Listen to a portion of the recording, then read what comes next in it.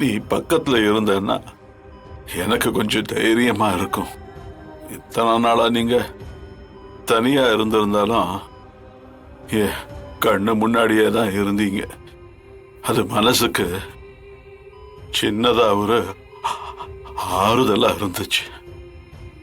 ஆனா இப்ப வெளியில போறேன்னு சொன்னதும்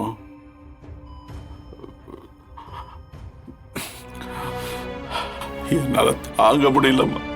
மாமா, என்ன மாமா? போகாத வீர,